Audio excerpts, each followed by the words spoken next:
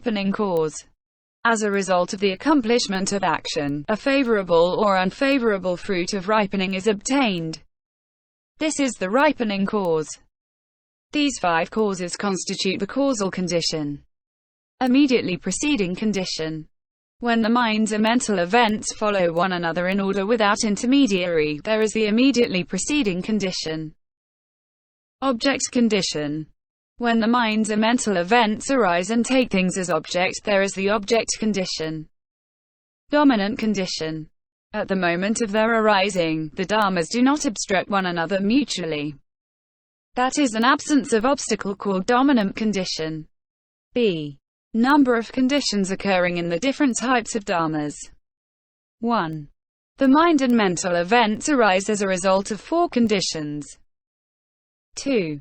The absorption of non-conception and the absorption of cessation arise as a result of 3 conditions: heta pratyaya, samanantara pratyaya, adhipati pratyaya, with the exclusion of the object condition. 3.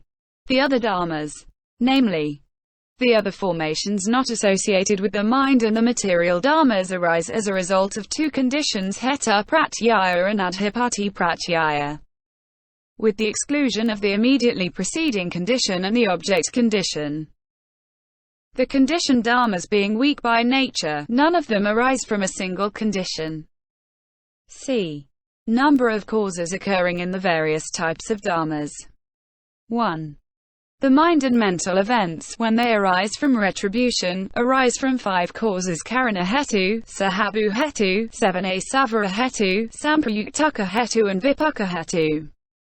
Being non-defiled, indeterminate and not being afflicted, they exclude the universal cause. 2. When they are afflicted, the mind and mental events also arise from 5 causes: karana hetu, sahabu hetu, savara hetu, samprayukta hetu and savatraga hetu, excluding the ripening cause. Why? These classes are defiled whereas the ripening itself is non-defiled. Therefore the ripening cause should be excluded. 3. When they have arisen from retribution to form and the formations non-associated with the mind arise from 4 causes: karana hetu, sahabu hetu, savara hetu and vipaka hetu. Not being mind and mental event, they exclude the associated cause. Being non-defiled, indeterminate, they exclude the universal cause. 4.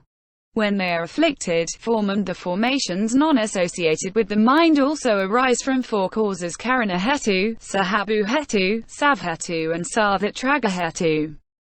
Not being mind and mental event, they exclude the associated cause. Being afflicted, they exclude the ripening cause. 5. The other minds and mental events, except for the minds pure for the first time, arise from 4 causes: karana hetu, sahabu hetu, savara hetu and samprayuktaka hetu, excluding the ripening cause and the universal cause. Why? Not being indeterminate, they exclude the ripening cause. Not being afflicted, they exclude the universal cause. 6. In regard to other things not associated with the mind, namely, form and the formations non-associated with the mind, it is necessary to distinguish. A. If they have a homogeneous cause, they arise from 3 causes: karana hetu, sahabu hetu and savara hetu, excluding the associated cause, the ripening cause and the universal cause. B. If they do not have a homogeneous cause, they arise from 2 causes: the simultaneous cause and the cause not making an obstacle, commonly designated by the name karana hetu. 7. As for form and the formations non-associated with the mind, occurring in minds pure for the first time, they arise from 2 causes: the simultaneous cause and the cause not making an obstacle. There are no dharmas that are derived from one single cause. The 6 causes make up the 4 conditions. 2. Causality according to the perfection of wisdom. The bodhisattva who practices the perfection of wisdom considers the 4 conditions, but his mind is not attached to them. Even though he distinguishes these dharmas, he knows that they are empty and like magical transformations. Although in magical transformations there are many varieties, the wise man who considers them knows that they have no reality. They are only trompe-l'oeil, thought constructions. He knows that the teachings of ordinary people are all erroneous, lies, without reality. Is there anything real there where there are the four pratyayas? And since the teachings of the saints are derived from the teachings of ordinary people, they too are unreal. As has been said above in regard to the 18 emptinesses for a bodhisattva in the perfection of wisdom, there is no determinate nature in any dharma either capable of being grasped or capable consequently of being rejected. But as beings are attached to the emptiness of causes and conditions, they say that they can be rejected. Thus, seeing the moon reflected in the water, the little child is greedy for it and is attracted to it. But when he wants to grab it and does not succeed, he feels sad and annoyed. The wise man instructs him, saying, "This moon can be seen with the eyes, but it cannot be seized with the hand." The wise man denies only that it can be seized. He does not claim that it cannot be seen. In the same way, the bodhisattva sees and knows that all dharmas arise from the four conditions, but he does not grasp any determinate nature in these conditions. Dharmas arising from the complex of the four conditions are like the moon 7b reflected in water. Although this moon is false and non-existent, it necessarily arises from causes and conditions, namely, water and the moon, and does not come from other conditions. It is the same for dharmas. Each one arises from its own causes and conditions and has no fixed reality.